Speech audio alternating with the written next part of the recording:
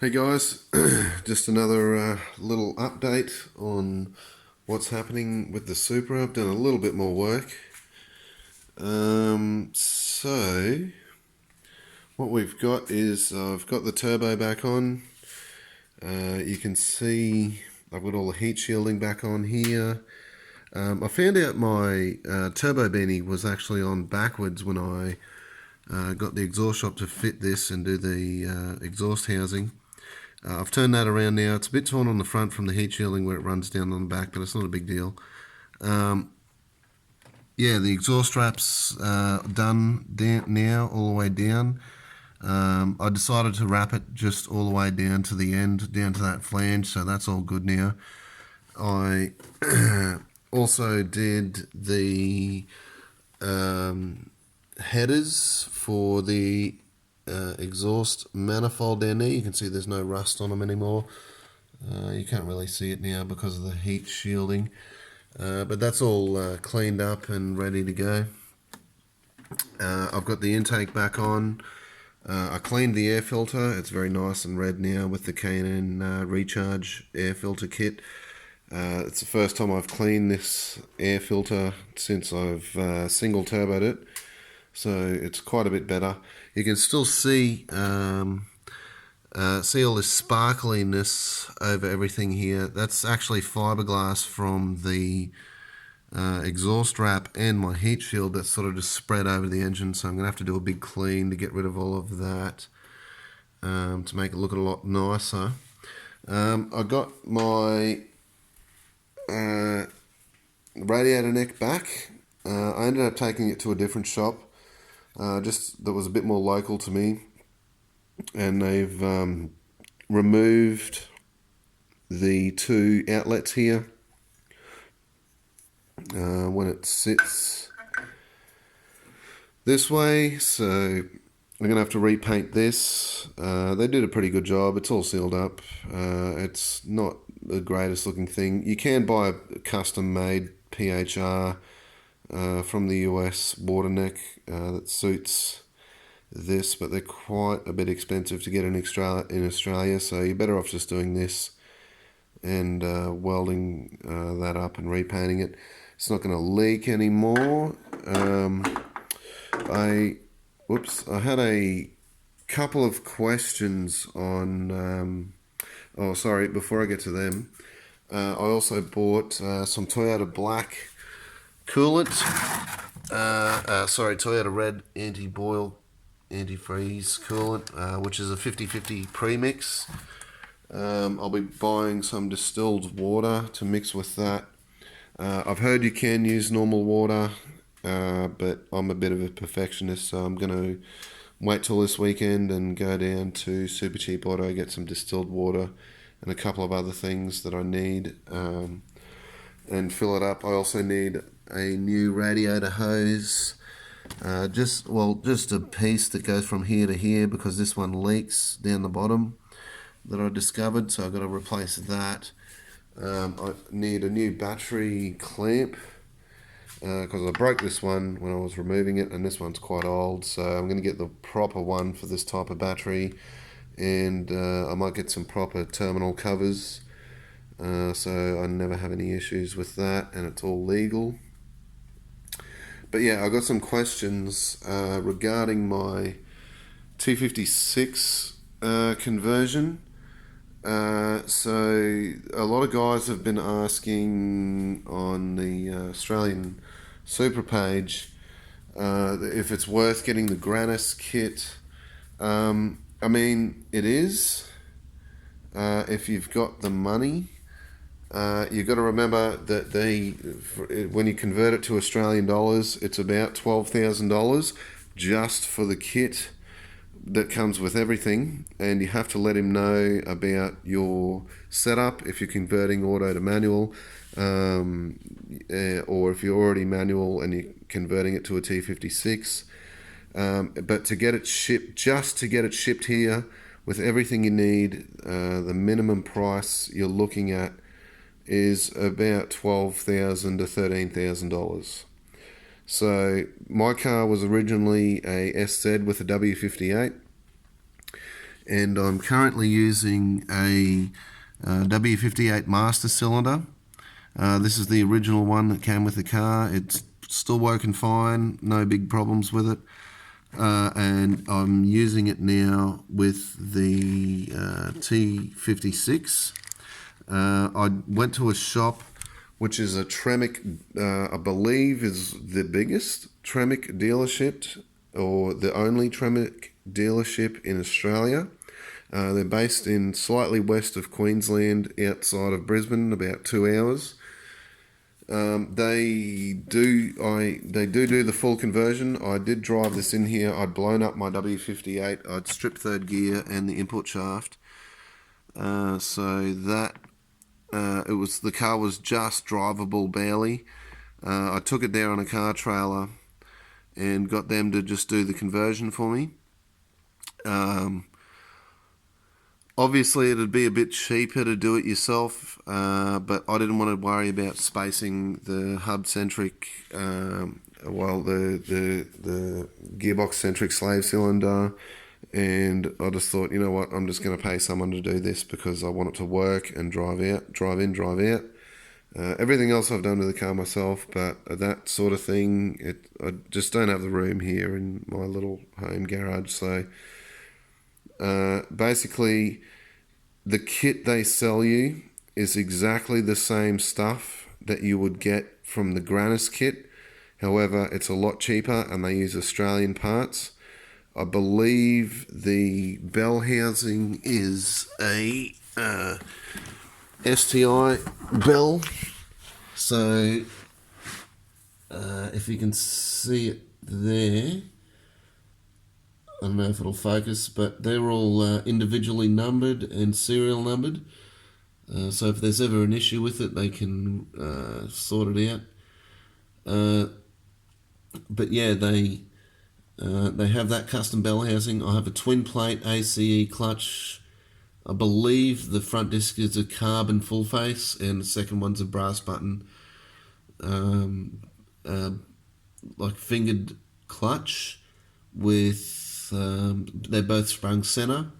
It's custom made for this. They redid my clutch line, which I think you can just see there. It's a braided clutch line. They did the wiring for the speedo. They needed to know the diff ratio.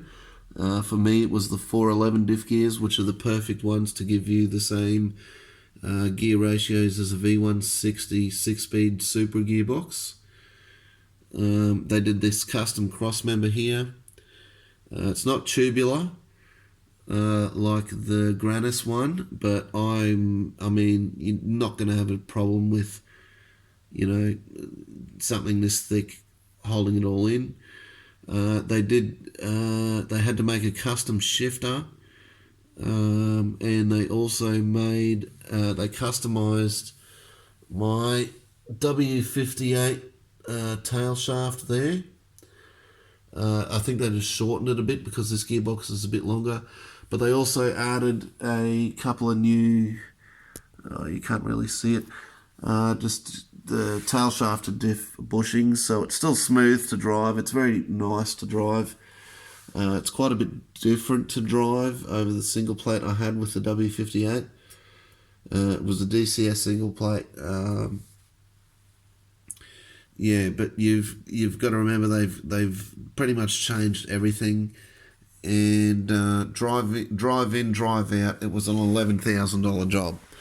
So if you are looking for to do a T56 conversion to your Supra in Australia, you're basically wasting your time unless you're getting a T56 Magnum. Any other T56 that we can get here, so the 6060s or the older T56s out of old Commodores and Falcons. The old ones are really weak.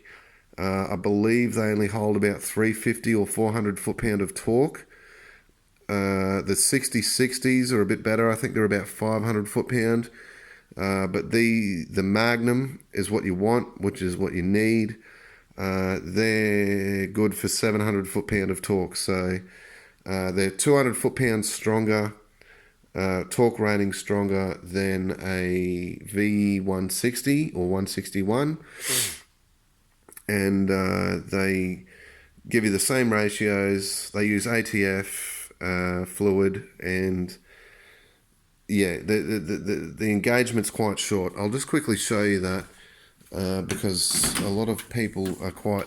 When I've previously taken this out to car meets, the feeling of the shifter is quite amazing. So this is in neutral at the moment. I've got the standard Tremec ball. It's probably about, I don't know, 6 inches long shifter, but this shifter is all custom made. You cannot buy a shifter off the shelf, as far as I know, that bolts directly up to a T56 Magnum for a Supra. You have to get this custom made. So this is the neutral throw, and then first gear, we're in first here. Absolutely no movement. It cannot move left or right at all, not even a millimeter. First to second. Oh, I'm going to need clutch for that. Stand by. First to second. That's it. Second to third. Third to fourth. Fourth to fifth. And then sixth. Now, reverse is slightly different. Because I don't have an aftermarket computer to control out my reverse lockout, what they did, I'm still using the factory RZ computer, even though this whole car has been converted from an Aristo. It has an RZ computer. The way they made the reverse lockout work is I put my foot on the brake, and you can feel it as soon as you touch it through the thing. It clicks. You might be able to hear it.